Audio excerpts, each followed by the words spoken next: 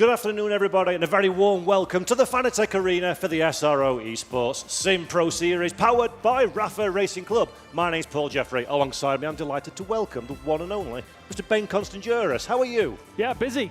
It's been a big day. Lots of racing on circuit in the real world, and now into the Fanatec Arena for the virtual. And really excited to see what's going to happen today, because there's lots and lots of question marks over racing at the Nürburgring and what's happened on ACC over the last couple of weeks. Yep, absolutely. We've got a big race ahead of us. But before we get into that one, I want to throw to a quick video that we recorded earlier today, where we spoke to some of the team managers of the drivers and teams participating this afternoon. Drivers in esport racing are perhaps the names and the faces that you recognise the most, but just as important are the men and women behind the scenes that help get these cars on track. And I'm delighted to welcome onto stage today some of the representatives of the Sim Pro Series teams. And I'm going to have a quick word with a couple of them. I'm going to start with Rene from the number 14 Mercedes-AMG Esports Team Unicorns of Love. Rene, can you introduce yourself, please, to our audience and let them know what you do at the team? Yeah, sure. I'm René Sievert. I'm the team manager of Mercedes-AMG Esports Team Unicorns of Love. And yeah, I'm doing everything part of driving, so yeah. Fantastic, thank you very much. And now I'd like to have a quick word with Jake from Williams Esports, if I may, your championship rival. Jake, if you can introduce yourself, please, and tell us your role. So, hi, I'm Jake Hammond. I'm team manager for Mercedes-AMG Team Williams Esports. And yeah, similar to René, but my job is we're well supported from our team at Grove HQ. So we've got quite a few guys there. So I come here and represent the team as team manager. Then obviously we've got a head of performance who pretty much instills the values that we like to live by and make our drivers make sure they abide by. So we want them to be lifelong learners. We want them to have the podium mentality, and we're ready to go. We've got our team administrator back at HQ as well, Chloe, who is in charge of all the stuff to do with booking, flights, coordination of the guys to make sure that they've got everything they need in terms of pre-planning. And yeah, so my job is to make sure on site that the guys are ready to go and ready to compete. Jake, we see a lot of Williams liveried people here in the arena with laptops out while the cars are racing.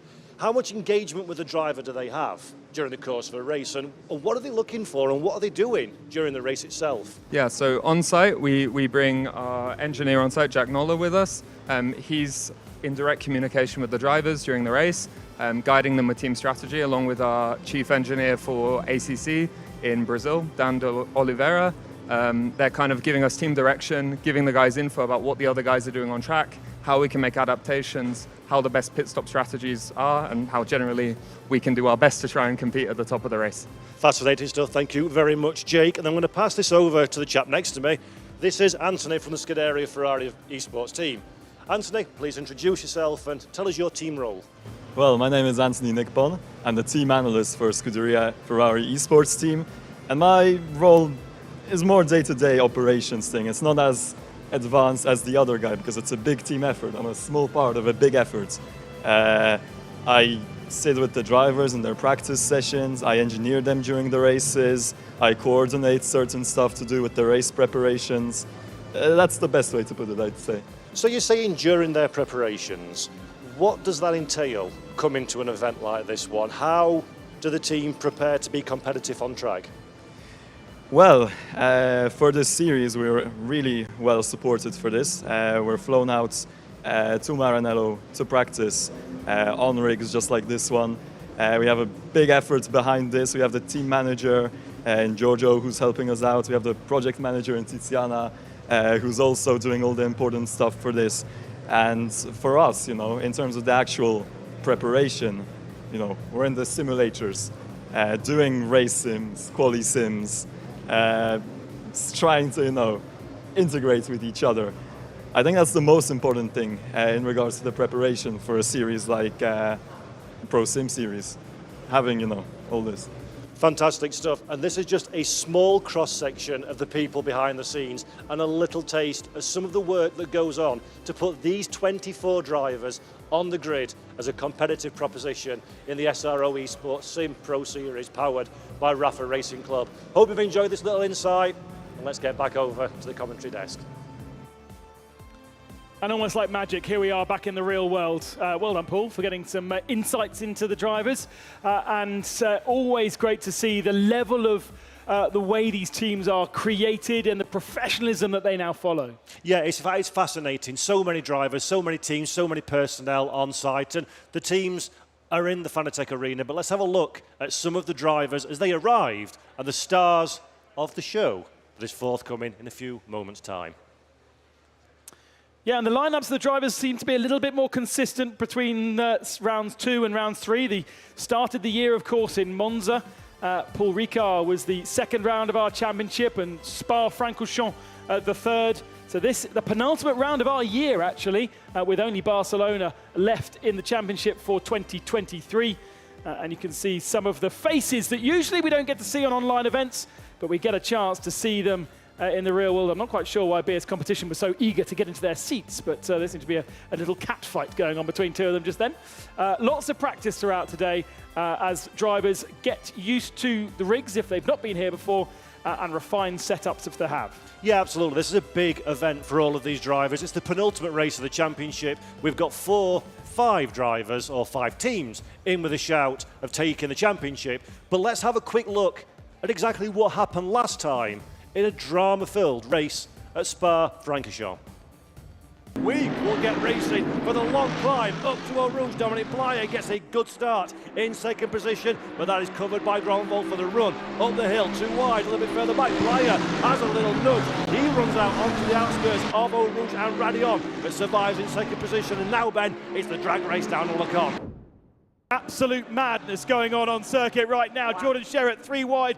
Going into Eau Rouge, the Ferrari on the inside. Porsche trying to go around the outside. Is that Salvini nearly kissing the wall on the left-hand side? We've got Jordan Sherratt on the outside. That is, Gregor Schill was in the middle in the BMW. I think it started at Blanchimont, and it's still continuing down to Lecombe. The wildcards are doing fantastic. Yes. It's amazing that they've come on the sim this weekend outside and got a chance to be on in this race, and how well they're doing and really showing how amazing they are. 3 wide again. Malinowski to the outside. We've got Poloski in the middle and Lozio on the inside of the braking zone. And Malinowski round both of them. Wow, that was incredible. As they skittle off to the side of the track. I you got a load can't of believe them he's now. done that. He nudged one Lamborghini into the other. They're still knocking doors side by side. We've got a Ferrari down the inside now as well. So Tanitsa can't claim the apex. He runs wide. There's another Lamborghini being bullied out of the way here. Poor Lamborghinis. Still side by side into Bruxelles. They are being incredibly respectful between the two of them. So fantastic to see. Poloski may well jump this one. He's still going to go around the outside at Speaker's Corner. That's not going to go out there, but Chris Hartwell is back ahead of the 3. Drivers, so which one? Oh, I think it's Boothby and Tanitsa going side by side. Oh, so it is. Oh, and Tanitsa and Tanitsa's Boothby gone going around again. Oh, my Lord. Oh, dear. Oh, dear. But he will take the checkered flag, and with it, come on, he says, behind the wheel. Applause in the stadium. Darren McCormack is our race winner, and behind him, Tobias Granvold comes across the line in second position. Tobias Pfeffer in third, and Dominic Blyer does get the deal done right at the very death of 4th.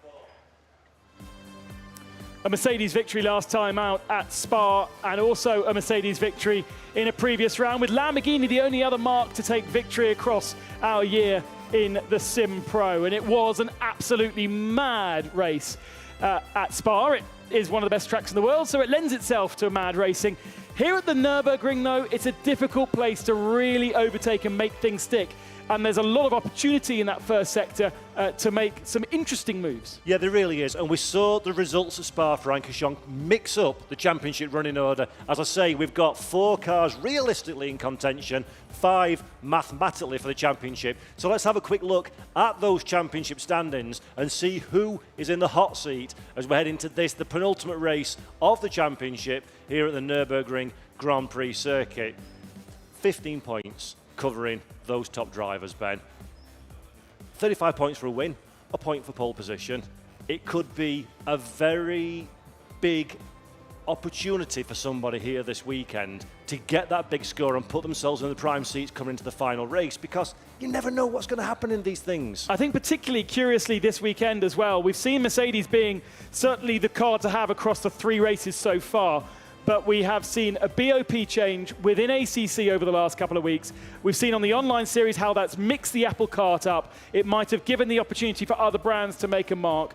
Just seen David Sinitsa there on the screen. He's not in championship contention. He has a championship win, but you saw how many difficulties he had at Spa. I wonder whether this is the opportunity for the Ferraris to finally stamp their authority on this championship. All right, in terms of winning the championship, only Chris Hartwell has the possibility, and it's a small one. But I'm not sure Mercedes is going to have it all their own way. No, absolutely not. The Ferrari is looking incredibly quick this weekend. And as you say, Ben, Chris Hartwell is on the periphery of falling out of that championship fight. This has got to be, in effect, minimum a podium, ideally a victory, to give himself even the sniff of an opportunity heading into the Circuit de Barcelona, Catalunya. We know the Ferrari's quick. We know the Mercedes, perhaps, is not as fast as we've seen in previous rounds, both online and on site. And we also know, we saw it yesterday in the GT Pro, we've seen it historically in many different races, first lap dramas are something that can very easily affect our drivers. Stay out of trouble, be quick, maximise the performance is the key to success this weekend evening. It is Mercedes 1, 2, 3, 4, but whether it be for Williams or whether it be for Unicorns of Love, you can see there Unicorns of Love taking the lead in what is effectively the number 14 machine. Williams Esports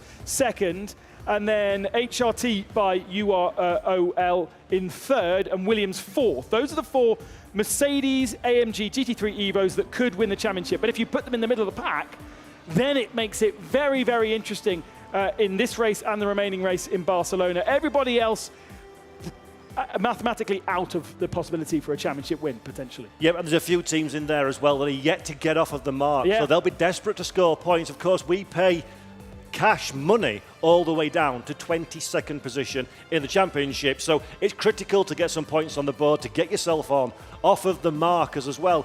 And it's frustrating for a team. You do a lot of preparation. We spoke to the team managers very briefly in that VT, Ben, the amount of work that goes into it. So you want to come away with a point. You want to come away with a result of some kind, even if it's just minor points playing places. Yeah, absolutely. And we've got today the Sim Pro. We had yesterday the GT Pro, where the real drivers from the outside world came into our studio and put on a great show. Tomorrow, we also have a big event. Yeah, we do indeed. It's the Lamborghini The Real Race Super Trofeo Esports Regional European Final. And that's going to be tomorrow, so let's have a look at a little trailer for the Lamborghini Esports Series.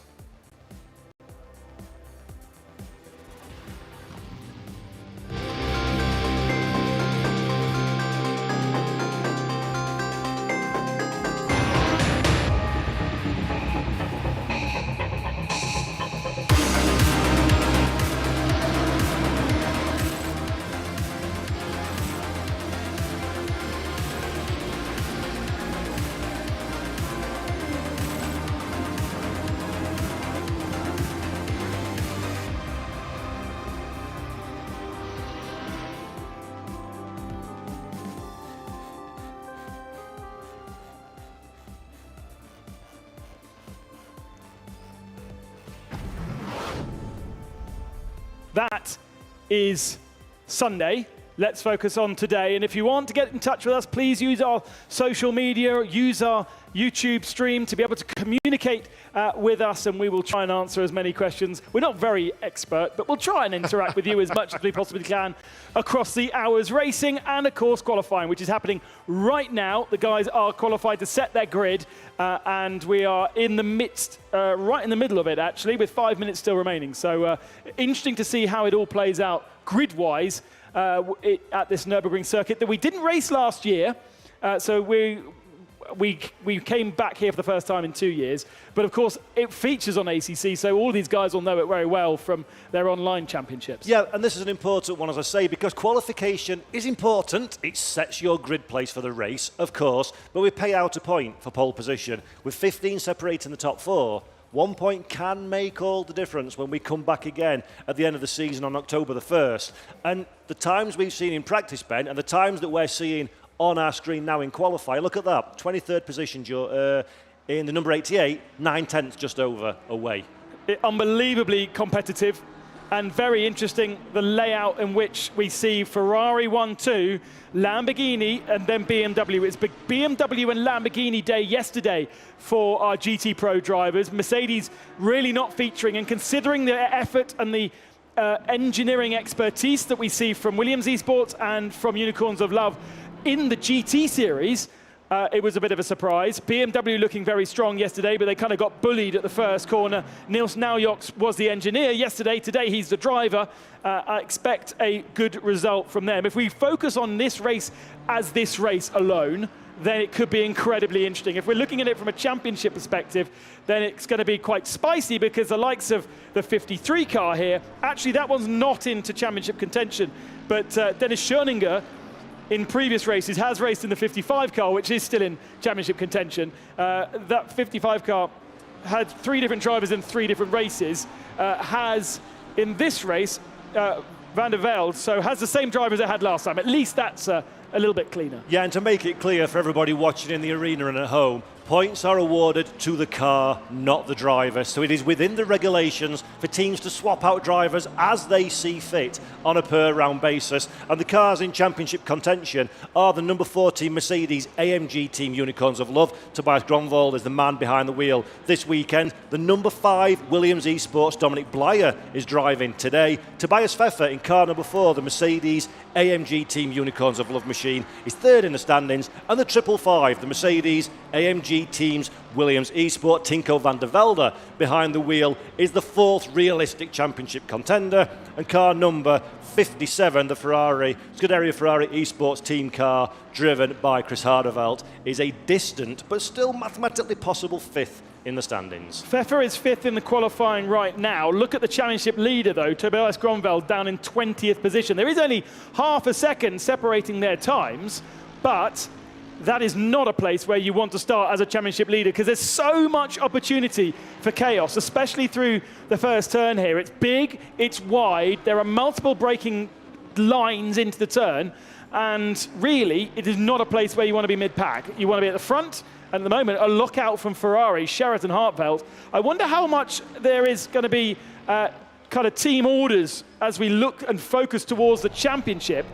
We've got Chris Hartveld, who is 5th in the championship and potentially could still win the championship. Sherratt has always been the faster driver, but found himself in more chaos.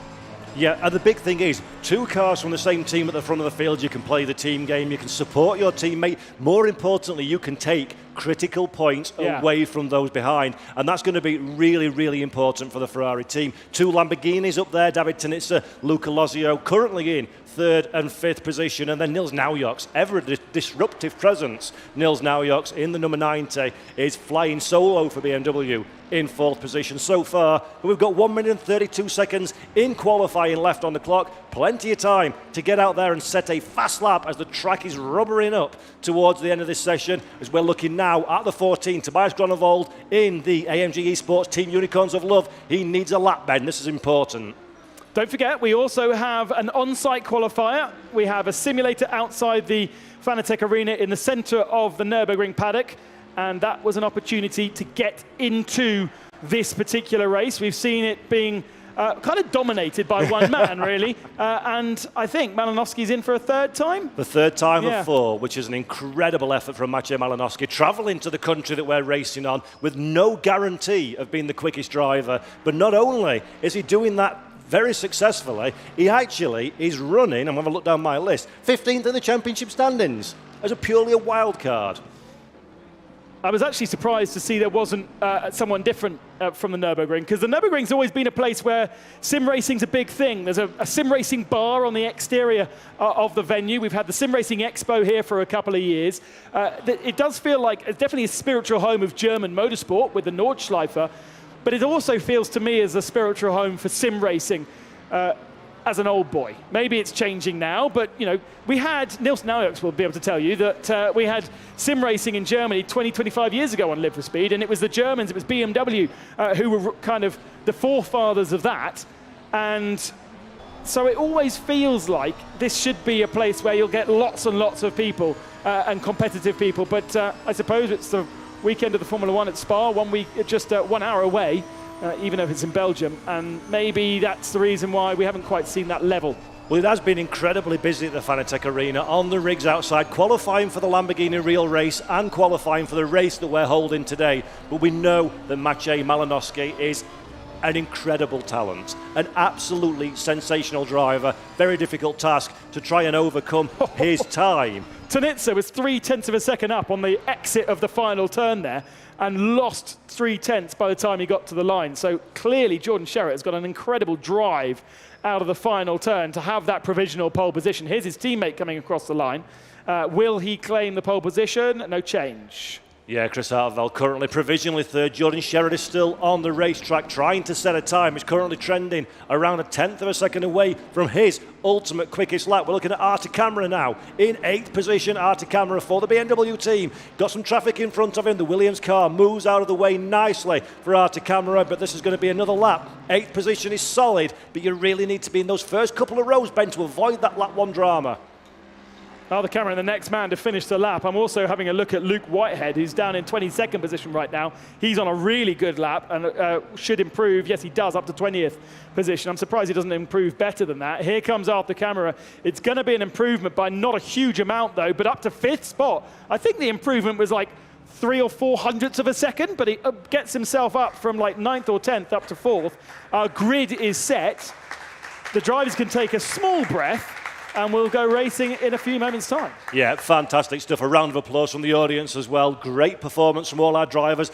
Less than 1 second covers the top 24 runners in qualifying. Jordan Sherritt being the man that's got the pole position from David Tanitsa. Chris Hartveld in 3rd position for the Ferrari team. In 4th, Nils Naujoks from Artie Camera. Luca Lozio in the 2nd of the Lamborghini squad. In 6th place from Tobias Pfeffer, Mikhail Stetsenko, Danny Savini and Dominic Blyer. Rounding out our top 10 are Muhammad Ali for Flash Axle Sports in 11th. And Elvin Smith, the best qualifying we've seen for the Brabham Esports powered by Eau Rouge team, up there in 12th as they bid for their first points of the year. Only one Mercedes on that first page. That is ominous, with Tobias Pfeffer claiming 7th. The next Mercedes is Schoeninger down in 14th position behind Lemaux.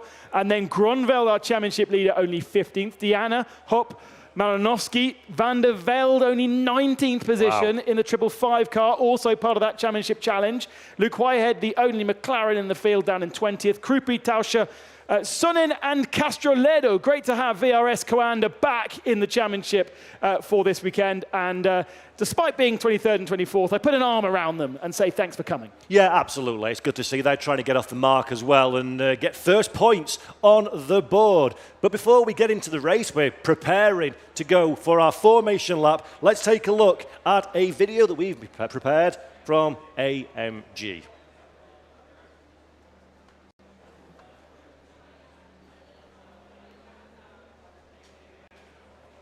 Okay, it's back to us. We'll look at that video in a few moments' time. Here we go. Fuel and still keeping your pace seems like an impossible task, but it isn't. I'm Daniel Morad, Mercedes-AMG expert driver, and sometimes we're asked to save fuel while maintaining the pace. It's as simple as lifting and coasting. So what is lifting and coasting? When you're at terminal velocity, you're on the straight, you're lifting off throttle, letting the car roll. The aerodynamic drag and resistance is going to slow your car down a little bit, but not that much. It just allows you to brake even later for the following corner, so you spend less time on the throttle and you can make up that time that you've lost by coasting by braking later. Hopefully you can use that technique in your next race and save that extra lap of fuel. Great stuff. Thank you very much there for that video. And we're almost ready, Ben, to go racing. It's a rolling start, as always. A very tight grid, a championship on the line. Your money on a clean first lap? Well, not with the Mercedes where they are, because they need to make big moves very quickly, don't they? With Gronveld, our championship leader, does not want to be losing that amount of chunk of points. So he needs to be attacking into turn 1. It's a place where you can attack, but it's very, very easy to have contact. And as we spoke about in GT Pro yesterday, contact with these cars will instantly slow you up, and you will be compromised throughout the rest of the race. Yeah, exactly. You've got to be aggressive. You've got to be conscious of the drivers around you. You've got to stay out of trouble because it's a 60-minute race, which in theory sounds like a long time. But at this level of these drivers, there's no let-up. There's no looking after the car or winding up nice and gently. It is go from the green light, and it's aggressive all the way through, isn't it? You can't give away time. And let's not forget how the race was won last time out, because it wasn't actually really won on track. Everyone is so close on pace, as you've seen from qualifying. The race was won last time out by a 3-second benefit from Dare McCormack in his pit stop. He managed to nail stopping in the pits and getting it started, and that's how he's won. Here's the grid once again with the 2 Ferraris on the front row. Nils Naujoks sitting in 3rd position. Yep, so actually it's Jordan Sheriff and David Tanitsa on the front row from Chris Hartveld and Nils Naujoks in position 4. Number 89 that you see on your screen there is Arctic Camera, so good job from BMW to get 2 cars in the top 5. And in 6th position is Luca Lozio. Tobias Pfeffer, the first of the Mercedes there on the left-hand side. The only Audi from Santalok on the right-hand side, Mikhail Statsenko. And nice to have that brand represented with Porsche's Jean Alesi Racing, Danny Salvini on the left of the screen. Then the second of a Mercedes, but the first of the Williams Mercedes, Dominic Belaya. Mohammed Ali lines up in 11th position, the third of the Ferraris. Alongside him, another Ferrari. It is, of course, Brabham Esports and Elvin Smith in 12th position. Dario Yamulo, another one of our Lamborghini drivers, the beautiful liveried number 60 you see on your screen there. Alongside him, Dennis Schoninger, the 53 Williams Esports. Mercedes-AMG will be keen to move forward. And then Tobias Grunwald is 15th, car number 14. Championship leader, Giuseppe Diana in a 201 Ferrari alongside lots of the kind of privateer teams choosing Ferrari. There's Leon Hopper at face and name. There's Malinowski's shirt. I like that shirt. That's a shirt after my own heart. Van der Velde and the Mercedes, massive work for the 555 car to do today. Yep, absolutely. Car number 55 you see there for McLaren Veloce is Luke Whitehead coming back into the championship. A disappointing qualifying in 20th place. Matteo Krupe in 21st position. And then Mikel Tauscher, car number 15, another one of our front runners all the way down in 21st position. In 23rd position and in 24th is the 2 VRS Coanda cars by Sonnen and Ricardo Castro-Ledo rounding out the grid. 24 cars, 1 second covers them. A championship potentially to make headway in on a track you can certainly overtake on. I think, Ben, the next 60 minutes is going to be rather enjoyable, old chap. Absolutely. Do we know about rain? Because it's been horrific at the Nürburgring in real world. I'm English. I know all about rain. It's annoying and comes when you have a barbecue. Yeah, absolutely. It's annoying, and it comes when you're trying to rig a racetrack for a race weekend as well. It's been horrific weather for most of the weekend at the Nürburgring, apart from when they wanted to go racing. It's actually been dry for all the races so far today, and I suspect, therefore, it's going to be dry in the game. Yeah, it's looking like we're going to have a dry race, but of course, the weather is dynamic in Assetto Corsa Competizione. There's an element of diversity placed into the sim as well, so we may have some rainfall, but it's looking like it's going to be dry for the next 60 minutes or so. And Ben, that little thing on the side of the screen. Called a QR code. Thank you, that's the word I was looking for. Scan that one at home if you want, and that will give you the live timing. So you can follow this race with all the information and much more sense than Ben and I have. Unless you're trying to watch on your phone, and therefore it's really awkward to then try and scan the QR code at the same time as watching your phone, because you need 2 phones, basically. If you can do that one, have a prize. Yeah, absolutely. Live timing, get in touch with us on social as well. We'll try and answer some questions. There's the steely-faced, not very Italian David Tanitsa. I say that because he is so calm. Yep. He is so controlled. And any time that things don't go his way, he doesn't kick up a fuss.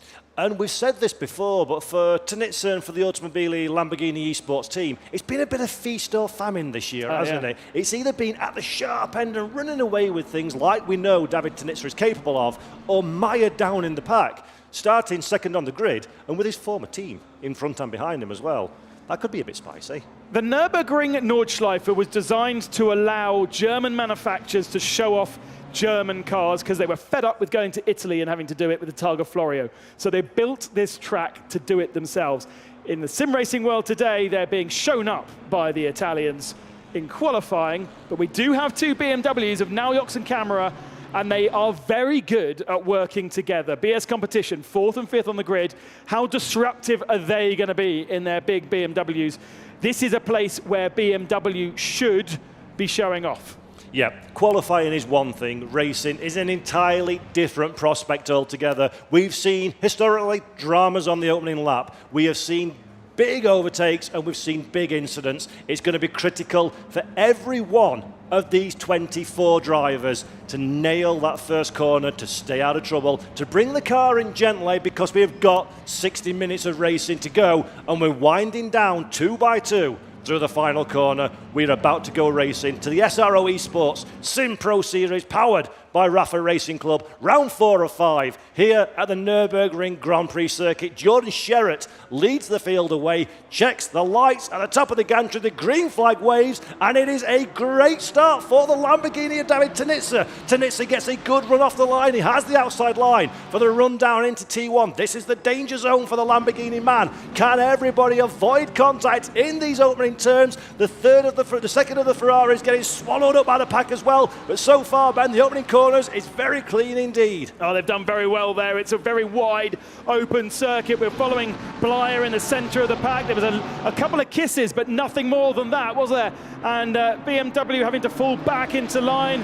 Actually, everyone's pretty much as they were. Luca Lozio's made up one spot in front of one of the BMWs, but it's as you were at the head. Yeah, good stuff from Luca Lozio there, inserted himself into 5th position. Out to camera, drops one. Mohamed Alif that we're looking at now for the flash axle. Esports, 2 Ferraris side by side. Somebody getting squirrely a little bit further on. That's Leon Hopper, I think, for the Grid Finder team. But now Mohamed Ali side by side for the rundown with Elvin Smith. Smith has the outside, Alif has the inside, and there is a Williams Mercedes thinking that's a nice little gap. I'll have a piece of that one. Elvin Smith is outside wide. Yeah, that was Schoninger. Absolutely beautiful. Oh, contact, and that's Tobias Gronveld. That's our championship leader at the back of shot, facing the wrong direction. Huge accident. And could that be the time where the championship changes its face?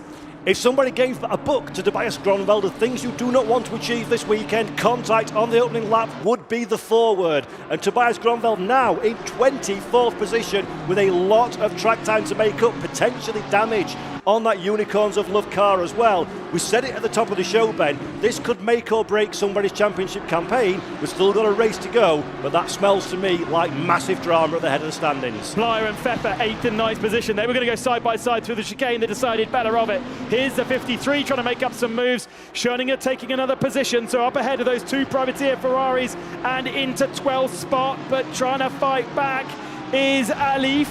Doesn't really have the legs down the main straight. Maybe Smith has a fancies down the inside of turn 1. Yeah, nice bit of driving there from Elvin Smith, staying out of trouble, looking one way and the other. No room around the first corner. We come up to the left hand, and now you need to be on the inside line. If you're too late into the corner, you're going to wash all the way out. That is Mohamed Ali that we're looking at now, seesawing at the wheel behind the back of the Williams Mercedes, trying to stay within striking distance of that big, powerful AMG car ahead and keeping the Brabham Esports machine behind. Good driving from all concerned.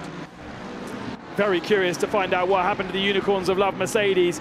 5.9 seconds off the tail of the field now for our championship leader. Here's Luke Whitehead, the only, I was about to say the only McLaren, but of course Malinowski's in a McLaren as well. So 17th position for Whitehead and 15th position for Malinowski, with Tauscher between the two. The 15 Mercedes is about the only Mercedes that isn't in the championship fight.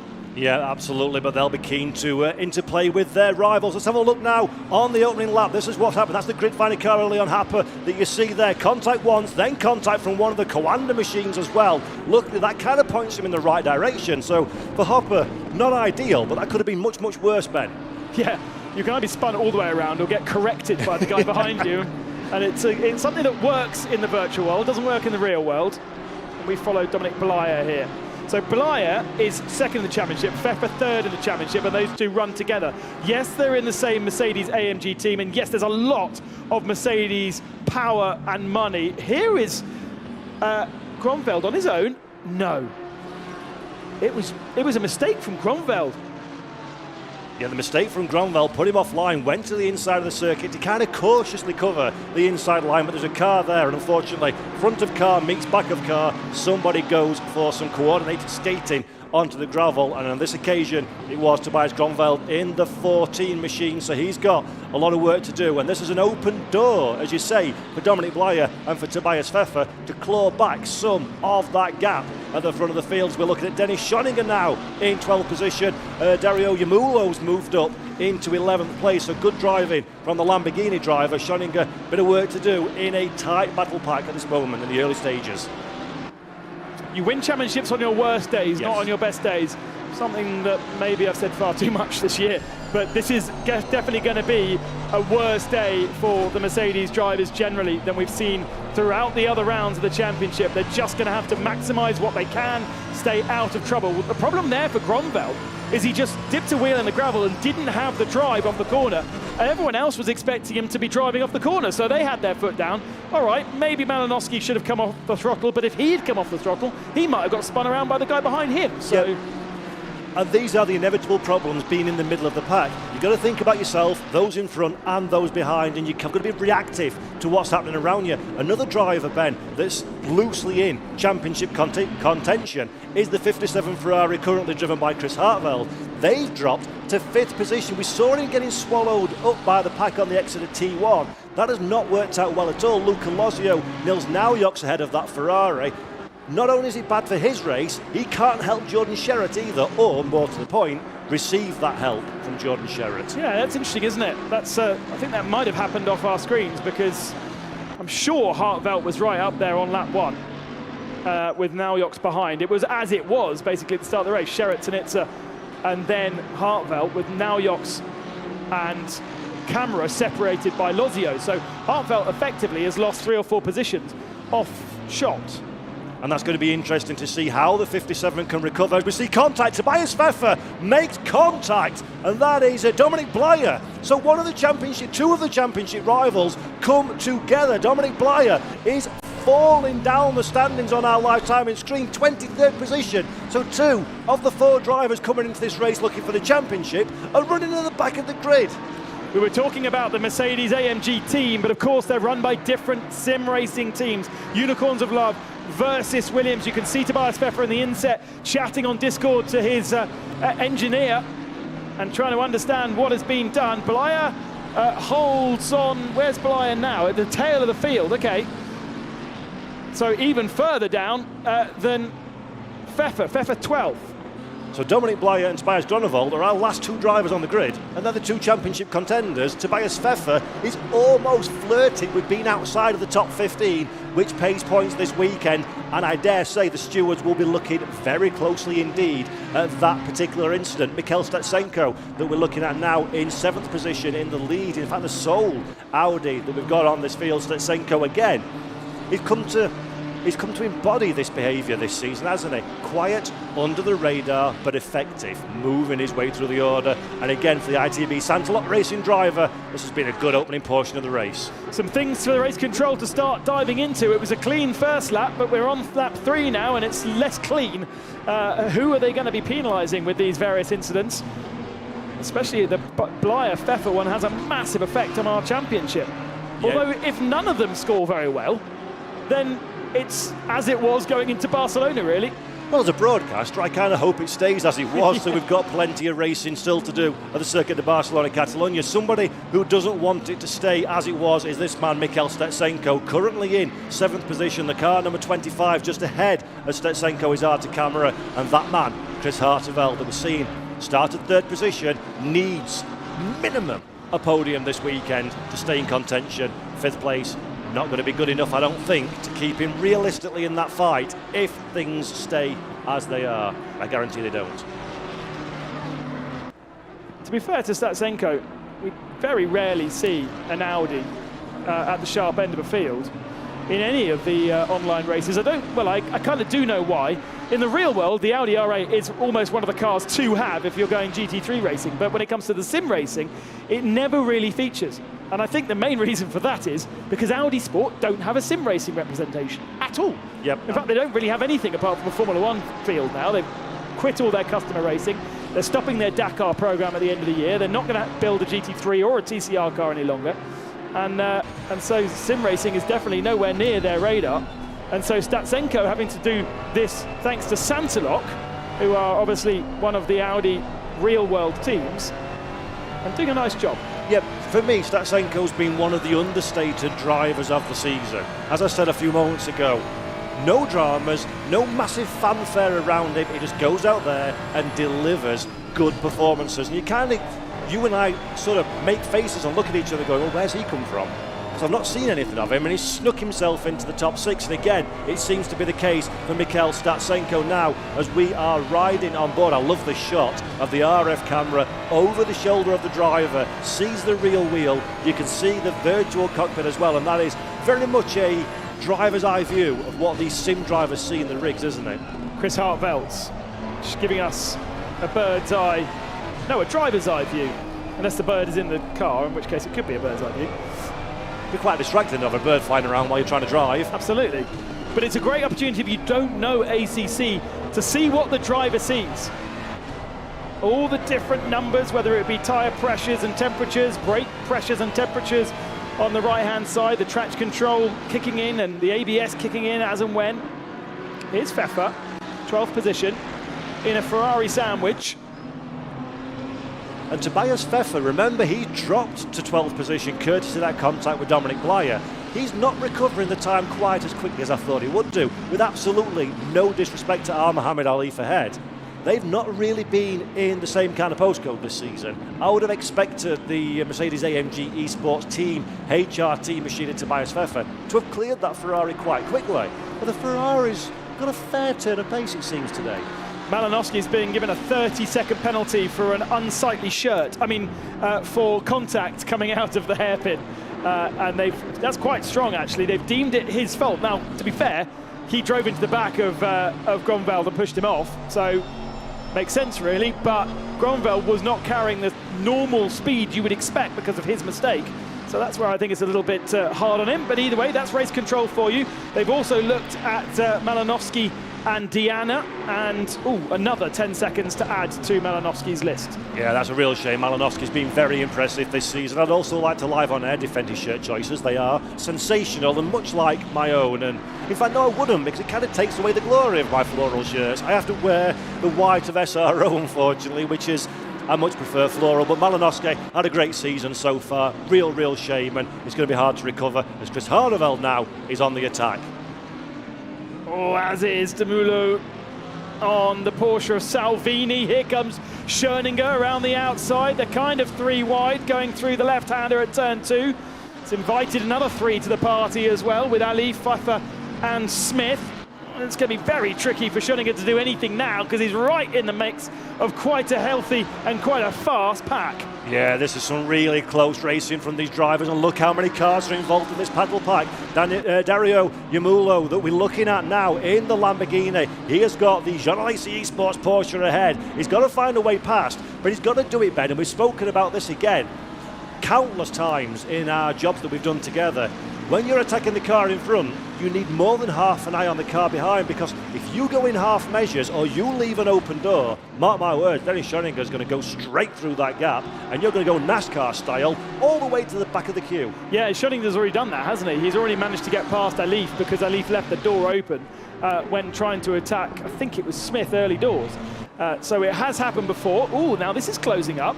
Arthur Camara, Chris Harteveld and Luca Lozio for 4th position, much tighter than they were. A little bit off the man who has the fastest lap of the rails, Nils Naujoks. 2.7 seconds off, in fact, so not a little bit off. But this is not what Chris Harteveld needs particularly. No, it really isn't. And again, you're in the danger zone, aren't you? If you're following a car, you've got to make the overtake. You've got to take the chance in your own hands. And what Chris Harteveld cannot afford to do is attract any damage on that car, is lose any more places. Nor can he really get that big BMW too close, because Camara doesn't have that much to lose. It's all about the results today rather than the championship.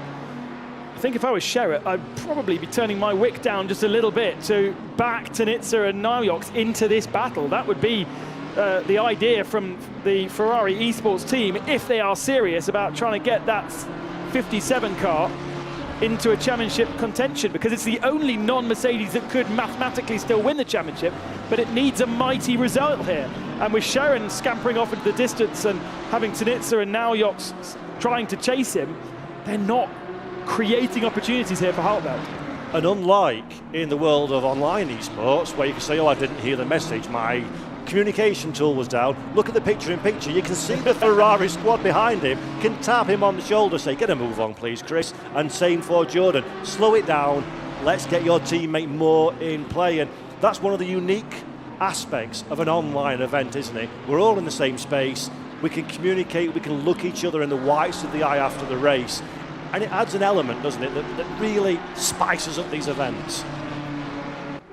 And we're not talking about blocking or anything unsightly, but if you just hang around on the apex of a corner just a little bit longer than usual, not quite pick up the throttle when you're supposed to, brake a little bit earlier than you're supposed to, you're not blocking, you're not having to get your elbows out, but you are just backing the pace off slightly for the rivals around you. And it wouldn't take much to back Tunitsa and Naujoks into Luca Lozio, because there's only really about 4 seconds between them.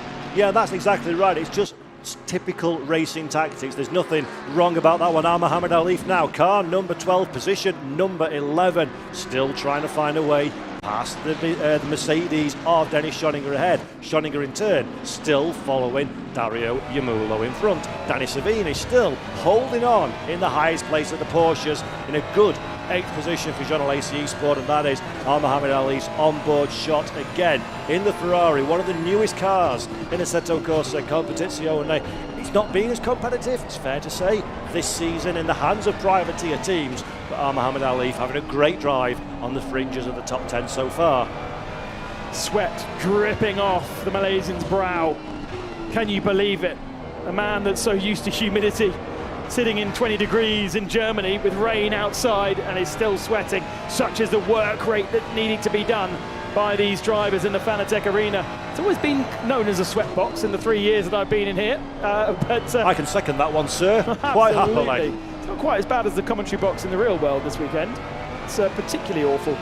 But the work is being done. If you put a heart rate monitor on any of these drivers, you'll know that they are not sitting in their couch doing nothing. And a lot of that temperature, a lot of that sweat on the brow as well, is not just the physical aspect of turning the wheel and the pedals, it's the mental game and the concentration, and you know that the odds, the pressure is very much on you. This is 60 minutes, there is no second chances. You can't restart this like you can on a single player experience. It's now or never, and when you've got the entire hopes and expectations of your team, your sponsors, your family, your friends, such as Mohammed Ali, who's come from originally from Malaysia all the way over to Germany representing his team.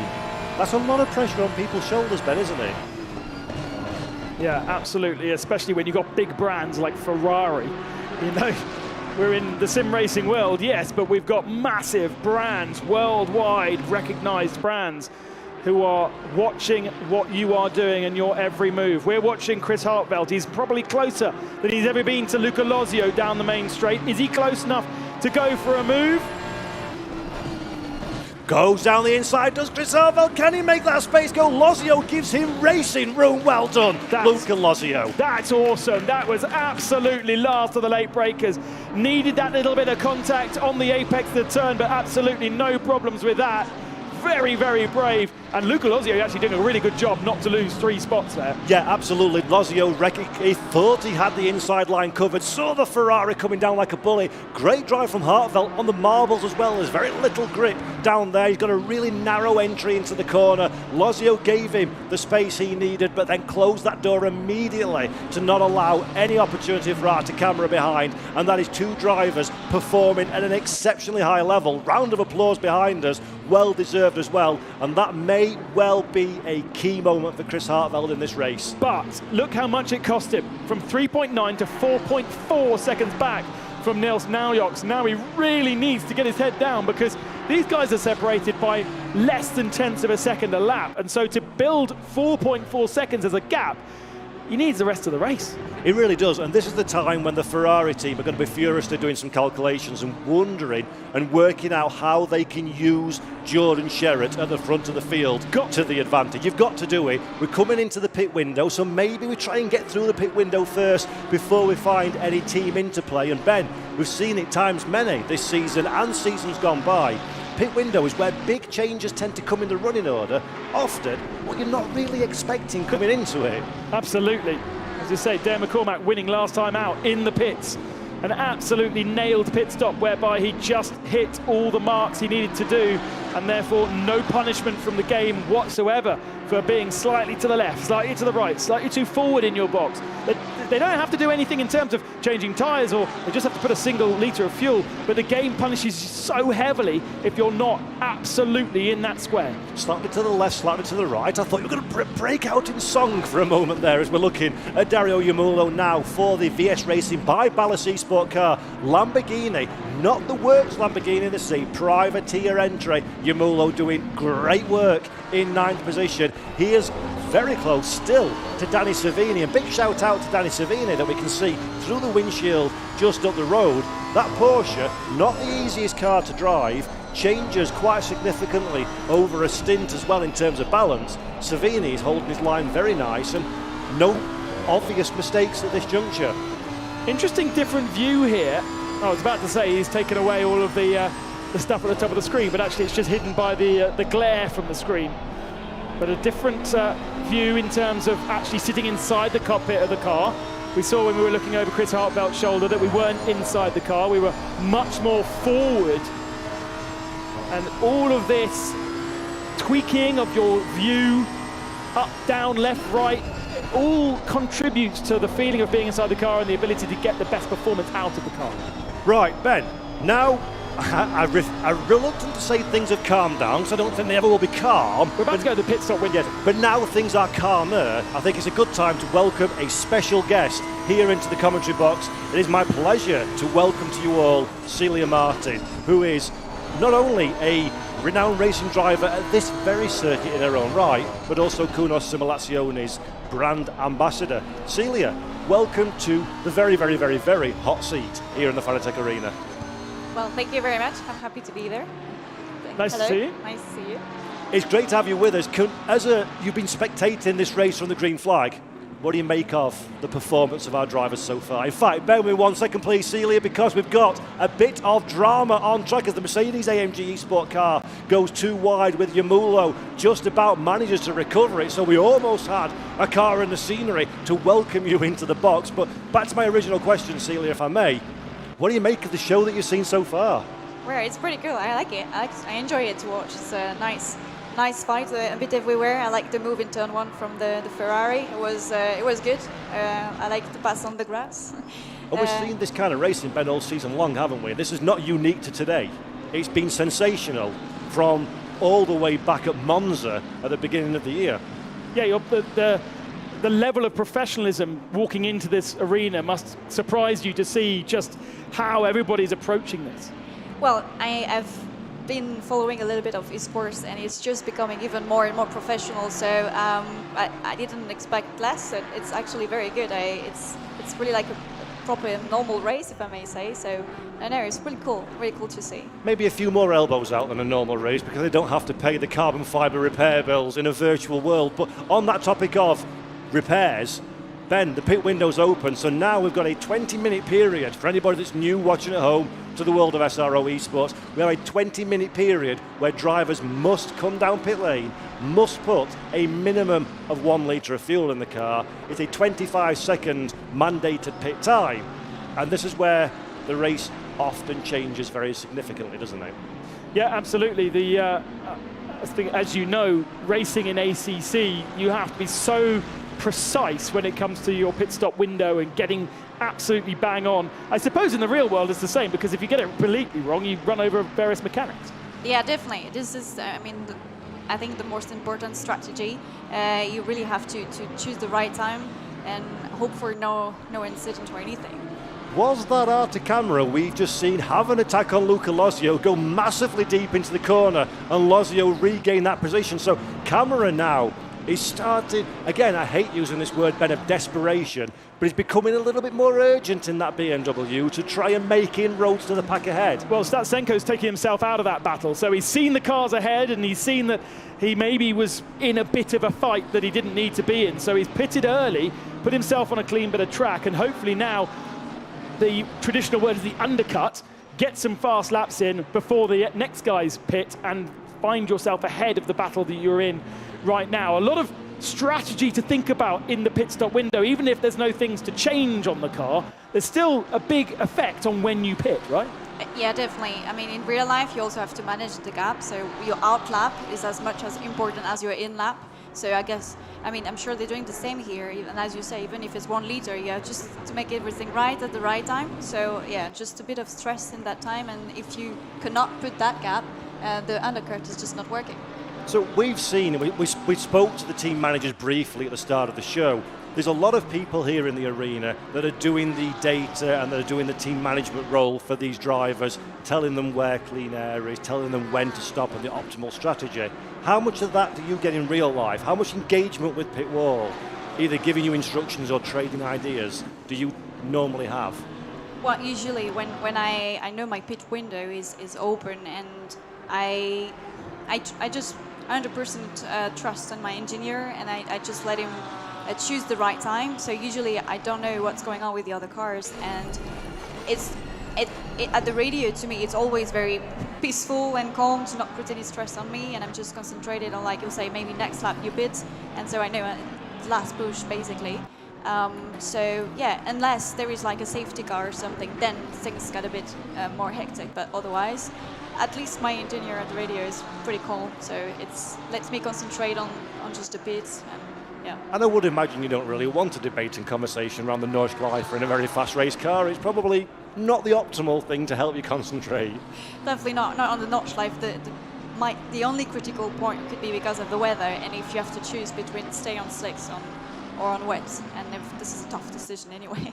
Yeah, absolutely. So back to the racing action at the moment in time. Danny Savini is still the man that is trying to keep the Dario Yamulo behind. Quite a few drivers, big names as well, Ben, have elected to come in early into this pit window. We see Elvin Smith was one of the first stoppers from inside the top 12. Stetsenko that you pointed out during the live, but Dominic Blyer, Luke Whitehead and Mohammed Alif have decided to make that call early doors, and for Blyer that could be very important for some quote-unquote free overtakes of the drivers ahead. Yeah, and I think just watching over your shoulder, Statsenko was on the grass just a few moments ago, so whilst it should have worked out for him because he was on the he was trying to do the undercut, I don't really think that it's going to work if that lap is going to be a slow lap, because we're talking tiny margins here as we follow Arthur Camera. And now Mulo and Salvini. Camera very close on the last lap to Luca Lozio. The gap is now grown, and he's now come into the pits. Now this is interesting. I want to get your take on this one, Celia, if I can. You're Dario Yamulo that we're looking at there in the Lamborghini. You've been following Danny Savini lap after lap after lap for nigh on 30 minutes. You're not dropping back, so clearly you can go quicker if that Porsche wasn't there. Why are you not stopping? What's the logic? Yeah, that's a good question, to be honest. Because there you could have tried to just do an undercut, actually. I don't know, maybe just, I don't know what's the strategy behind there, but that's a very good question, because if you're blocked and you know the pit window is there, it's open, you can try this, or maybe they're just, yeah, trying to... So this is what I saw over the shoulder of you, Paul, and just taking too many liberties at the chicane. That's a fast chicane that isn't normally used in most series, apart from if you're heading off to the Nordschleife. We usually use a slower chicane. It's a challenge, that last chicane. Yeah, that in the Nordschleife we use the fast one, but for example, if you did GT4 Germany or DTM, you use the very small one, and you really have to go on these bananas, these yellow curbs, like I call them, and yeah, your car is literally jumping. Right, here is Dennis Schoningen now. So both of these drivers have made their stop. That's why they're running towards the back end of the top 20. Elvin Smith in the Brabham car around the outside. Smith got caught out trying to make his way past the car ahead. And once again, Ben, Dennis Schoninger, he's making a day of watching other people squabble and then just walking through the gaps that they're presenting him. Yeah, and I think he also had a slow lap last time, because when I saw him at this part of the circuit being passed by Smith quite convincingly, and so I think he's also had a bit of an issue during this particular session. I got my ear off and I heard someone go, "What are you doing in the arena?" So maybe this might explain it. It's got Luke Whitehead in the McLaren ahead of him. There we go, just running out of racing room. You cannot go too wide, but the problem for Schoninger is he's committed already. There's no capacity to do anything about that one, is there, Celia? When you're absolutely on the limit, you can't then dial it back mid-corner. No, definitely in there, and it's just bad luck, to be honest. Yeah, just not do anything. Another good try. bit tough. Yeah, just running out of space. Luke Whitehead really with his elbows out here. There's contact again. Smith says, thank you, I'll have 2 spots. But that's twice now we've seen Luke Whitehead with elbows and more out. That's a little bit, race control have been quite quiet actually so far, but maybe they'll wake up again. Yeah, that one is Luke Whitehead a little bit too aggressive, I think, at this juncture. Dennis Schoninger kind of hit me once, okay. Fool me twice, no thank you very much. And that was a big sign from the Williams-AMG Esports driver. I am not going to take this laying down, and he's forced that Mercedes through. And look how quick the car is. Schoninger now is all the way on the back of Elvin Smith ahead. So the Ferrari having a good race in comparison to their season up to this point. But it seems like the Mercedes just has more space. It can get to the apex a lot easier. Smith covering the middle ground. And when you're defending, you're losing time anyway, and that makes it even easier for the car behind. Horrible understeer through turn 2 though, just washed out on the exit. That Ferrari in racing green looks very much like the Brabham GT2 car. It's perfect for David Brabham's team. Yeah, I'm sure that was very much a plan between them as well, because of course there's no Brabham racing in GT3, racing in the GT World Challenge now. They're making GT2 cars, aren't they, for ACC? Very attractive GT2 cars as well, so I'm looking forward to when they do come out. Have you been in one? No, just have a look on what's going on for the next next GT2. But yeah, Brabham is just a very rare name in motorsport at the moment. It got announced this time last year during the sim racing night, basically because everyone was having a really lovely time, and they said, why not do GT2 cars? And all of a sudden, they were doing GT2 cars. Stefan Rattal was a little bit looser of tongue than maybe he should have been on that one. There was some surprised-looking Kunos faces when that one was announced to the world. That was greatly amusing. Mikhail Stetsenko, by the way, let's have a look at him now. Stetsenko is where? Is he 12th so far? But importantly, 4th of those that have pitted at this moment in time. Anybody watching at home or in the audience that are new to ACC, you know people have pitted because the green box that's next to their name, if it's yellow with a 1, they're still to start. And those two were catching Luca Lozio. Lozio just out the pits and not fully up to speed again. So Kamara and Statsenko really closing at a rate of knots on what is 10th position. Only Chris Hartbelt ahead, clear of that. And here are those three once again. There is Lozio in the Lamborghini. It's good that Chris Hartbelt is. The Audi looks down the inside, can't find a way through. And what is the Lamborghini behind there? Is that a lap down? It must be. Yeah, so Statsenko needs to be careful with those kind of moves, though, because that's sort of a half move that we spoke about at the top of the show. Showing his nose, no real overlap, no real chance of getting past, but compromising his own line, compromising his own pace, and then that will bring in the likes of the cars further back. And racecraft is an important skill in real life, obviously, but it's also very important. There's a lot of transferables in sim, isn't it, Celia? Yes, it's. You have to think ahead. You have to think which corner can I attack more, like which one can I back off a little bit, and then just the next one you try to different things actually. But it's quite difficult because, as you just mentioned, you're also defending or when you're following someone, you just you could not do much more. So our current top three drivers on the track at this moment in time come and make their start. We're looking at David Tanitsa, who is your race leader at this moment in time. Tanitsa will shuffle further down the order when the pit stop have cycled their way through. Malinowski down pit lane as well. He'll be serving his time penalty too. Isn't this quite long? It seems to be a lot longer than it should be. 25 seconds is the, I don't know what the wording we use in the regulations, but the minimum time. Oh, okay. That caught me out many a time in the past as well. It's 1 litre, but it's 25 seconds stationary. That's different to yesterday. Yes. Well, that's why I get confused. That catches me out every single time. Don't change regulations between different series. I've got to commentate about 5 in a day. Blimey. So, interestingly though, we're seeing Tanitsa getting back up to speed again. In the other side of your screen is the Ferrari of our former race leader, Jordan Sherratt. Ooh. David Tanitsa and Nils Naujoks have got Jordan Sherratt during the pit window. Wow, and I thought David Tanitsa wasn't quite on his marks because as the car lifted, it shifted as well to the right-hand side, but he's managed to get himself the lead through the pit stops. Time and time again, it happens in the pit stops, and we still don't really understand how. No, there's many a time after the race we debrief each other not quite knowing exactly what's happened as Mohammed Ali now getting involved in the Flash Axle Esports Ferrari. Mohammed Ali just a little bit further back, Elvin Smith goes for a late dive. Does Smith make it through? There's light contact between the two of them, but Danny Savini in the Porsche just about holds on, and just behind Dennis Schoninger, still at the back of the queue, but now much more interested in those cars ahead. This is 5 cars, tooth and nail, and if I was Elvin Smith, I would not want to be the meat in that particular sandwich. It's a fat sandwich, isn't it? Expensive sandwich, some might say. And that. Must have been bought from the cafeteria just up the road, where expensive sandwiches are aplenty. That is the first. But a bunch. As we see Dennis Schoninger now in 13th position, best seat in the house for this battle does Dennis Schoninger have. And again, what do you do in this situation? What would you do with many laps around this track? Do you watch and wait, or do you get stuck in there and try and force something to happen? Yeah, forcing is always tricky, but for sure you will still try to put pressure on the car in front of you to force him to make a mistake, obviously, and just find the gap. You putting pressure all the time, you eventually just do a little mistake. I mean, I remember doing for 25-minute sprint race, and at the last lap or before the end of the, I did just a little bit too exactly. That's exactly going right to a corner, and here we go. Oh! They were nearly contact as well with Danny Savini's Porsche. Savini wiggles his way to the outside of the circuit, trying to keep hold of it rather than giving racing room. And there we go. That's the very short answer to the long question I asked early. You watch, wait, and take the advantage.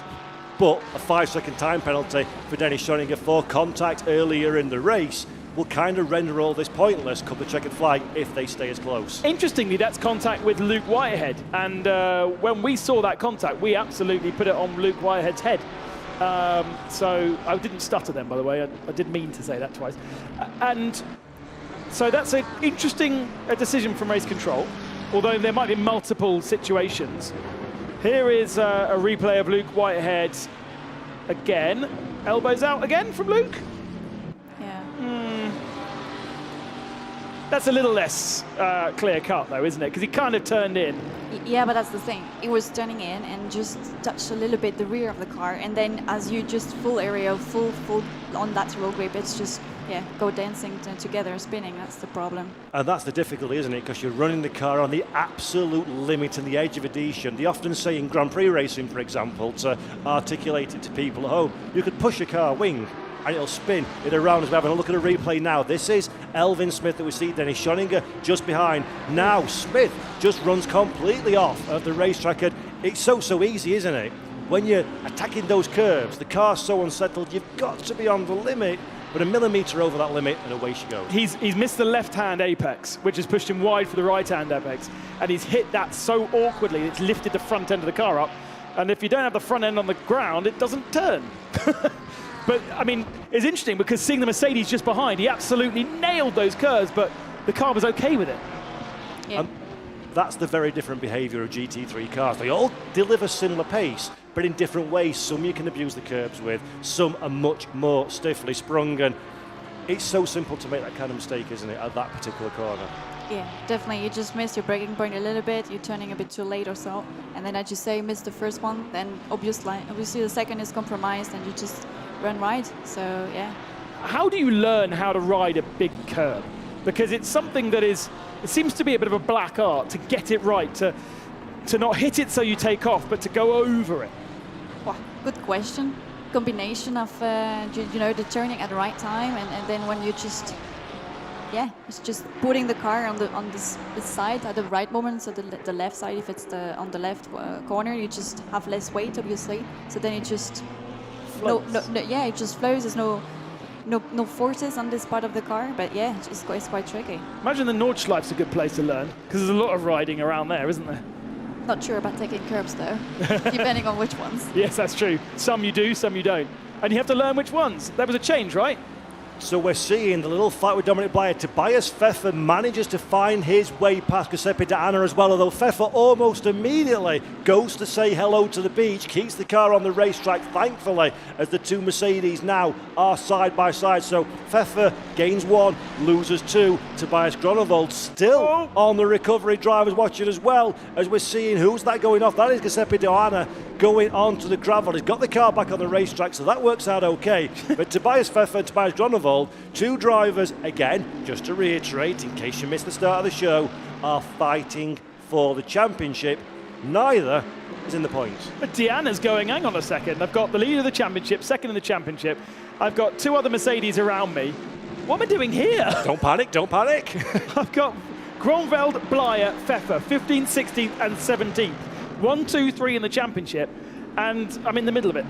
It's obviously not going the way of Williams and Unicorns of Love. I'm sure there'll be plenty of chat from Mercedes-AMG as to exactly how this has happened when they've been so dominant beforehand. Because we have this level where we have the drivers racing in a race, you then have the engineering level and the teams level, and then you have the manufacturer level who are on the phone on a Monday morning saying, I want to make my car faster in your game. I need, and that must be so hard to manage constantly throughout a year. On the phone on a Monday morning, they're on the phone now. I will guarantee that one. They'll be watching this one very intently indeed. I actually had a message from Jan Seifert today, but I'm sure he is watching because he must be local. Yep, so let's have a look then.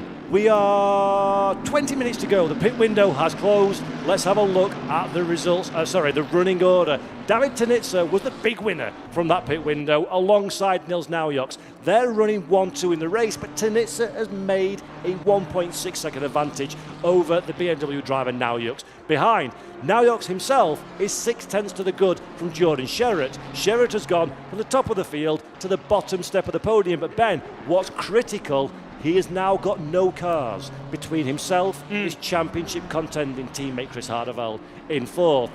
This is that team play sort of time, but sadly, they kind of need to be 2 cars further up the road to make it really valuable. Yes, that's where I think the team play early doors would have been much more effective than doing it now, because now Jordan Sherratt just gives Chris Hartwell 1 position later on in the race, rather than closes the gap down, as we see all these Mercedes squabbling over a couple of points. Big lose from Tauscher. Tauscher opens the door for Pfeffer to go through, because Blyer has already gone through. The next one will be Groeneveld. And for championship, this is quite good because the outlier is Michael Tauscher at this moment in time. So almost you want these cars to be together, but Tauscher thinks, no, I'm enjoying this game. I'd like to play a little bit longer, please, as he tries to find a way past. And there we go. That's nice. That I actually thought he was going to go back on the attacker Tobias Pfeffer, but he's seen Tobias Groeneveld behind and thought, just go through. You've got a bigger picture to concentrate on. What do you think about team play in these kind of races? When we're getting to the end of the championship, we've only got Barcelona to come.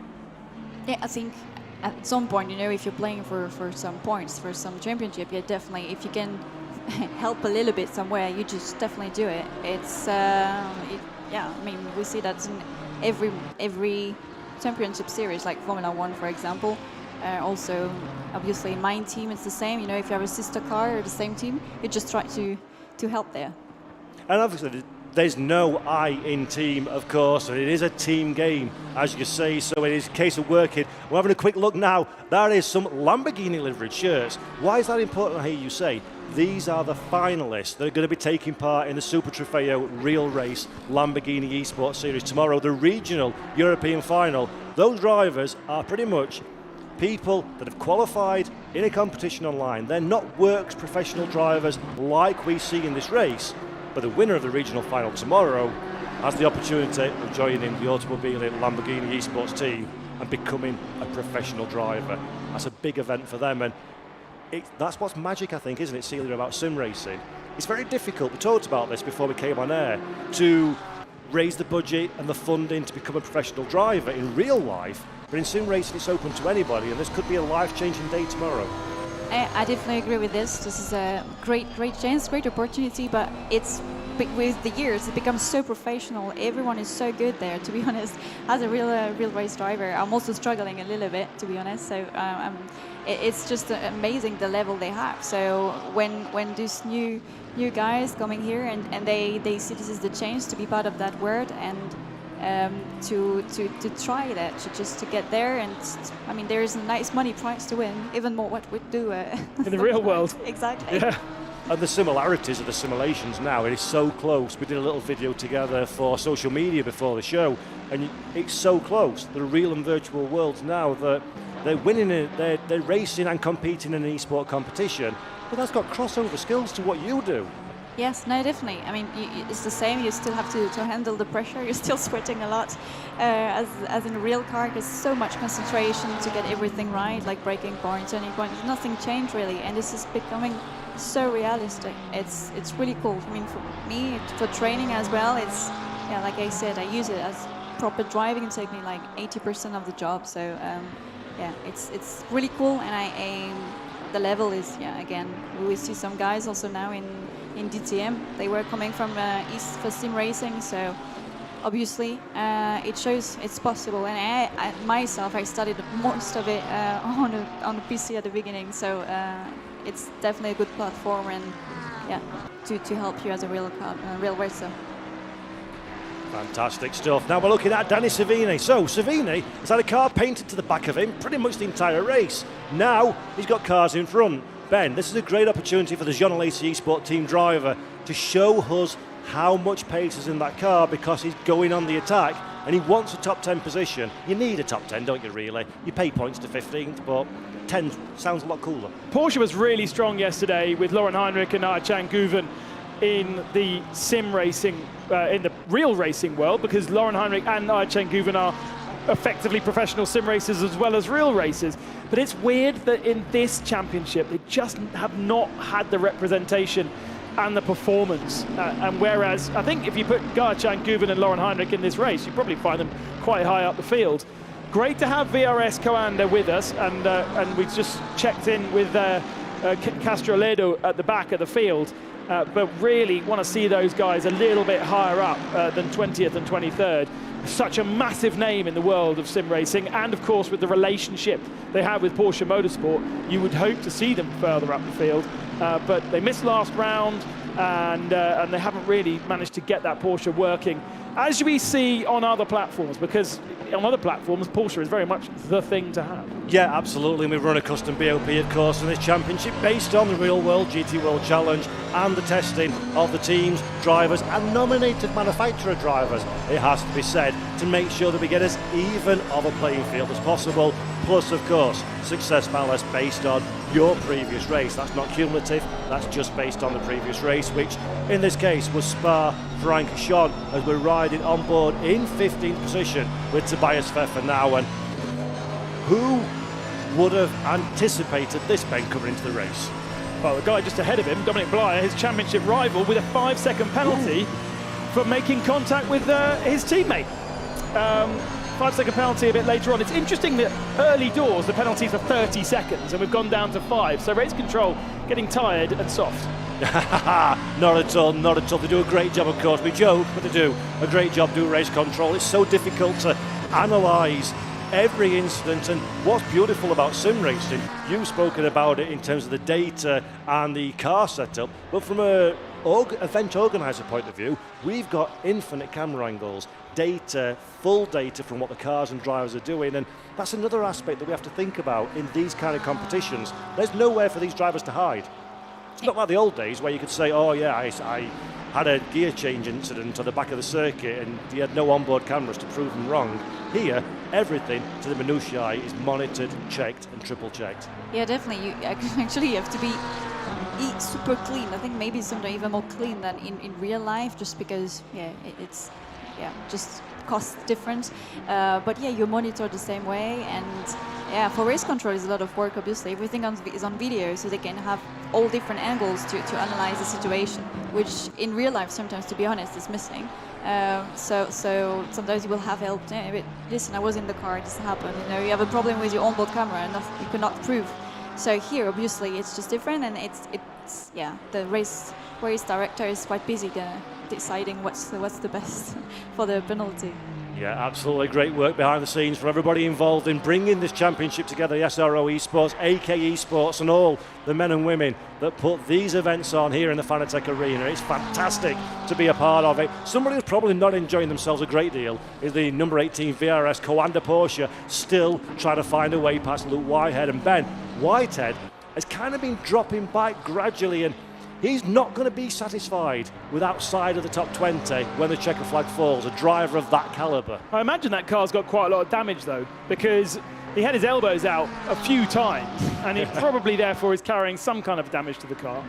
Malinowski, by the way, with all the penalties that he was given, has retired out of the race. So that's a bit of a shame, because he has done so well to qualify throughout the year, but did get 30 seconds then plus 10 seconds in the early part of the race. As I say, a 30-second penalty for that lap 1 incident's gone down to a 5-second penalty now.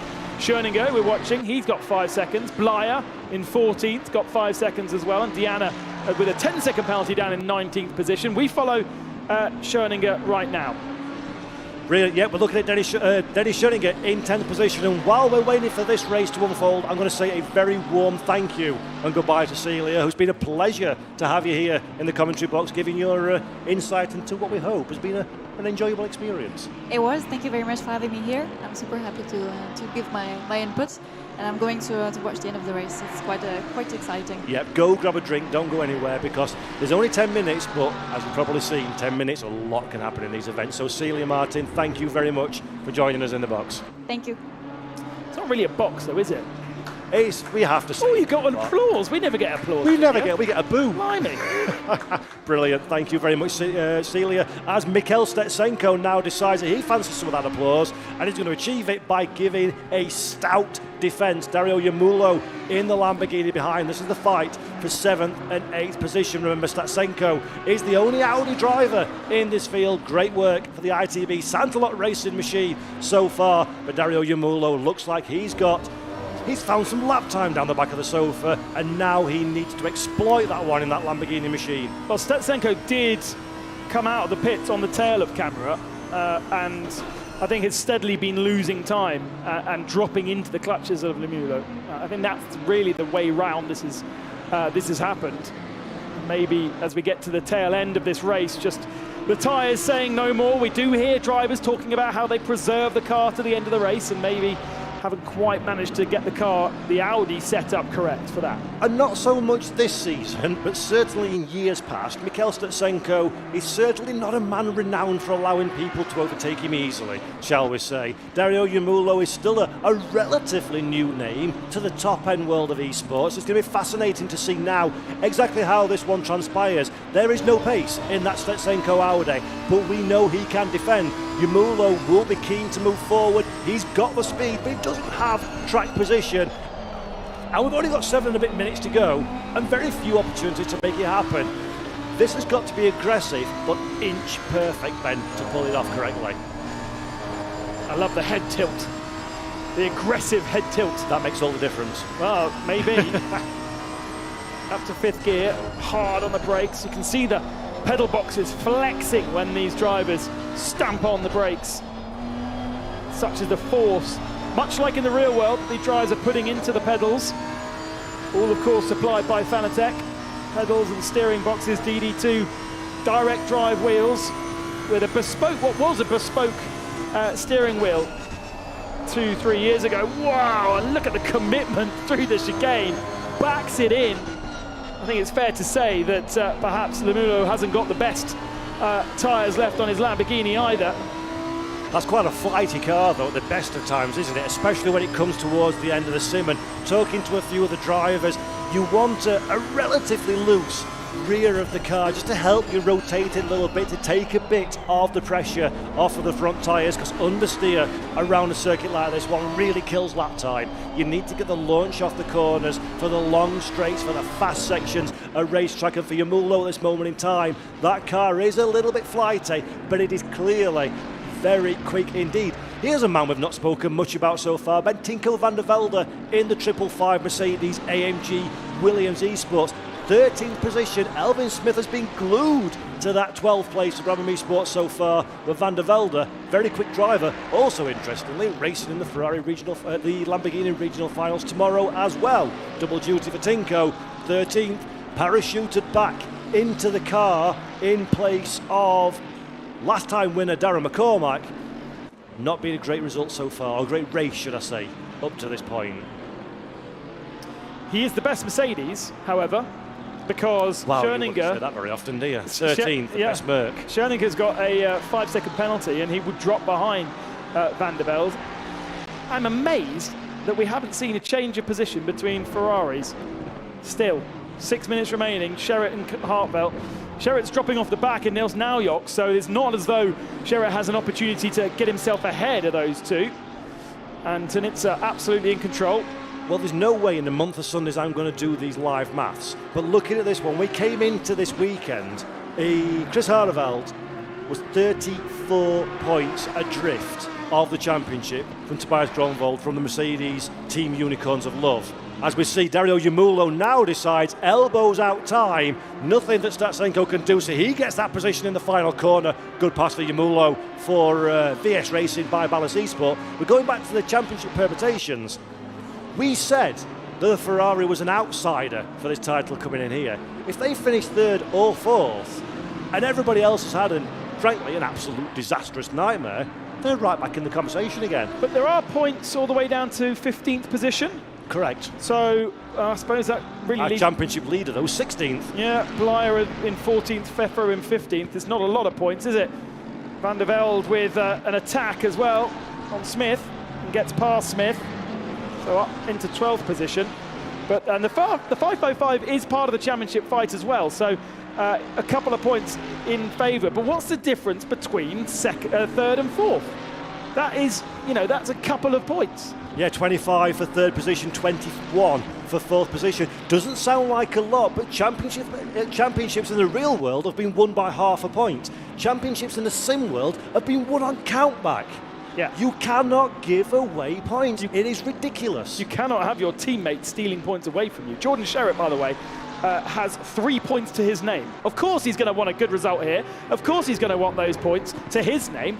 But Ferrari Esports needs to change those positions, and they've only got 4.5 minutes to do so. And if they don't, they basically are saying, nah, don't really want the championship, thanks very much. Yep, absolutely. Danny Savini now we're seeing in the Jean Alesi Esports team, the Porsche, in 11th position.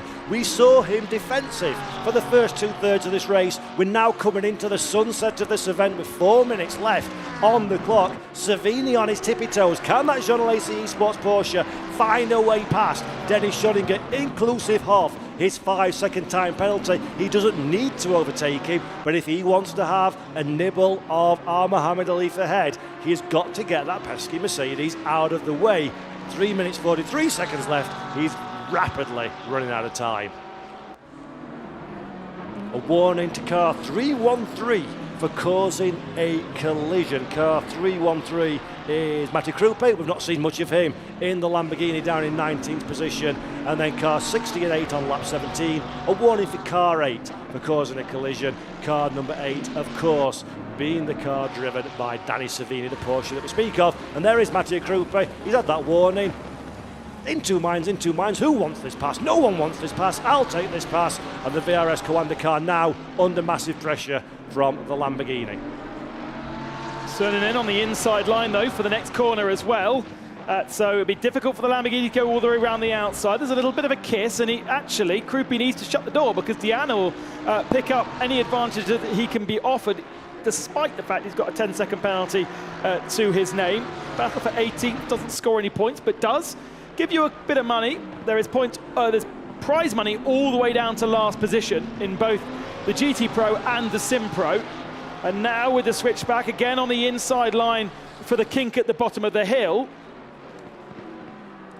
We're coming into the hairpin in the middle of the lap and finally claims it, but it's too deep on the corner. There's bouncing between the cars, and this should mean that Suninen gets a better drive off the turn. He's actually got the overlap, turns in at the Schumacher S's and holds onto the position, but he's going to go off track surely. Just about holds the car onto the circuit.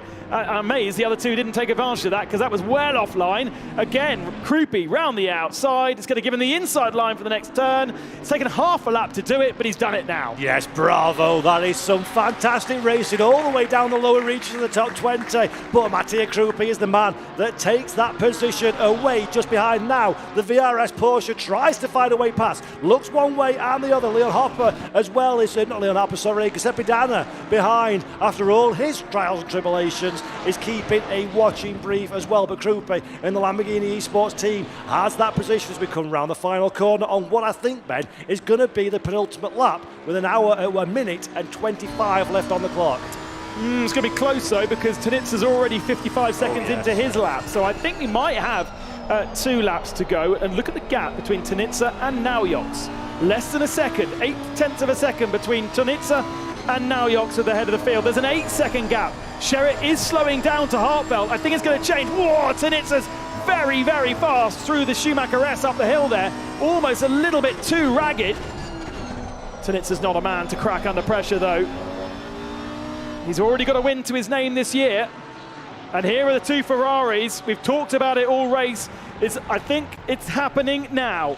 Yeah, it is. Chris Hartwell has that position. We saw it off camera, but Chris Hartwell has moved up to the bottom step of the podium. So well played. Good teamwork there from Jordan Sherritt. It hurts for any driver in the real or virtual space to give away a position for free to your teammate, but it is absolutely the right call to make, as we're now right on board with race leader David Tanitsa. You're exactly right, Ben. Coming through the final corner, still 20 seconds left on the clock. That is the Lamborghini crew. Alex Vitaro, team manager there. There you can see arms folded, the monitors, the laptops, the data is all out on the table, and they're watching, hoping, they're willing their man on just outside the Fanatec Arena to complete this final lap and take what will be a memorable victory for the Lamborghini squad on the weekend where the Lamborghini Esports see their regional European final as well. And on a weekend where they took victory for the first time in GT Pro as well.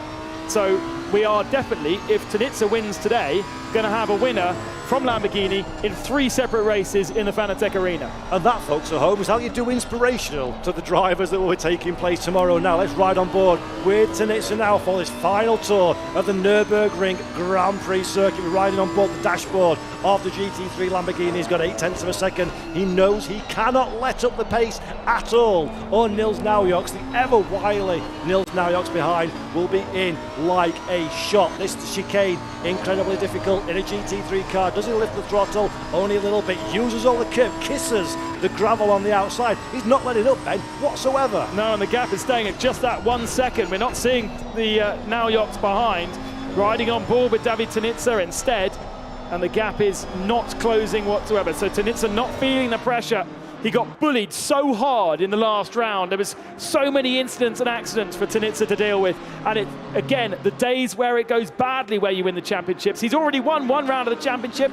He's looking on course to win his second, but he's too far off the championship to win the championship, with coming into this race only 35 points around the final turn. So here we go then, David Tanitsa, to the applause of his team and the audience here at the Fanatec Arena, wins the SRO Esports Sim Pro Series here at the Nürburgring, just ahead of a very impressive Nils Naujoks, and Chris Hartwell keeps the dream alive in 3rd position. Over the line, the 2 Ferrari Esports teams. Great team play between those 2 today to put Hartwell onto the podium and claim those extra 4 points. There's a wry smile coming over David Tanitsa's face. He knows exactly what he's done today as the rest of the top 10 cars come over the line. Where is the best of our championship contenders? Well, Van der Velde in 12th position. That would be the best of the championship contenders. And VRS Coanda now coming to the line as well. Great to have them back in the Fanatec Arena. As I've said before, a big name in the world of sim racing, and absolutely necessary to have them with us.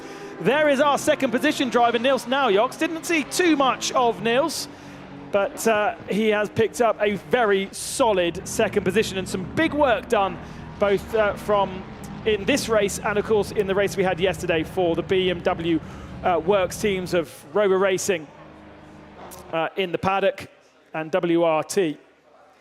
But it is Tunitsa today for Lamborghini. They won yesterday and they've won again today. Tunitsa wins by 3.6 over Naujoks. Chris Hartveld and Jordan Sherritt swapping positions on the last lap to put Hartveld on the podium and to keep his championship alive. Then Lucio and Camera locked together at the end, and Lemuo and Statsenko. Good effort from the Audi driver, with Alif will be very happy with that in 9th. Schoninger the best of the Mercedes, Salvini and Tinto Vendeveld in 12th position. Of the big Mercedes chargers then, Belaya, 14th, gets a couple of points for that. Pfeffer, 15th, 1 point for that. Gronveld out of the points. Tauscher, Krupi, Sonnen, Diana, Hopper, Whitehead. And the only retirement was Malinowski down in 24th position. A gentle murmur in the Fanatec Arena as everyone digests what they've just seen.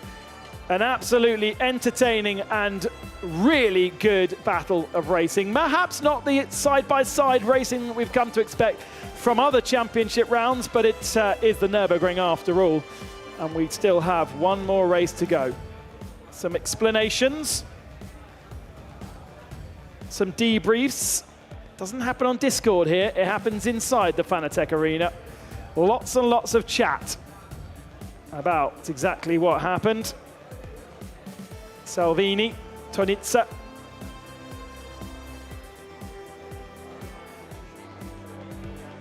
And of course, you can't hide when things happen in the Fanatec Arena. It has to be discussed. Somewhere out there. Oh no, that's right. I was about to say somewhere out there is Paul Jeffrey, but no, I'm getting David Tunitsa to me. How exciting. Let's turn you on, David. Congratulations, your second victory of the year. And actually, that one looked a little less hard than your previous victories. It wasn't, of course. Like, I mean, okay, that this track, the particular layout of this track doesn't, you know, make a lot of fight happen on track, but still doesn't mean that it's not hard. During the race, I saw that Ferraris and BMWs had something more compared to me, but I managed to take advantage of the little mistake that Jordan did at in the pits, and then eventually he was just trying to defend from Niels that was coming very fast from behind, and that was it. Without that pit stop error from Jordan Sherritt, would there still have been an opportunity to attack at the end of the race? No, absolutely not. In this track, it's impossible. Simpro, yeah, but remember that there is the sprint race, so we will race in Barcelona soon, but yeah, of course, for the Simpro, we have to wait. Absolutely. David, congratulations. Enjoy the podium. Thank you. Sorry if I was itching my nose. Something up my nose. Very annoying. David Tunitsa there, second victory of the year. And of course, the other victories going to Tobias Pfeffer and Dare McCormack over the last couple of years. Over my shoulder, I can see a Paul Jeffrey. And that means we have... Ladies and gentlemen, applause that you could possibly do for our race winner, Automobili Lamborghini Esport driver, David Tunitsa. Everybody in the arena and watching at home, this is the best of the best in esports sim racing, and giving out their trophies is Rafa Martinez. Come on through if you can give your third place trophy to our Chris Hartveld. A round of applause again, please. Second place, Nils Naujoks, a very strong drive indeed, and that's his quite heavy looking trophy from Nils we've got there in second place. And then for our winner again, David Tunitsa in first position. Rafa Martinez of RAFA Racing Club handing out the trophies, and the drivers have been sensational, not just on this podium, but throughout the field. Big thanks to SRO Esports, to AK Esports, to RAFA Racing Club, to all the men and women behind the scenes in race control, in broadcast direction, out here on the shop floor, to my colleague Ben Constanduras in the box, and everybody involved. It's been another sensational weekend. On the 1st of October, we're back again for SRO Esports and the SimPro Series. But tomorrow, it's the Lamborghini Regional Final time. So tune in on GT World. Thank you all for your time. Enjoy the rest of your day, and I hope you've enjoyed the show. Bye-bye.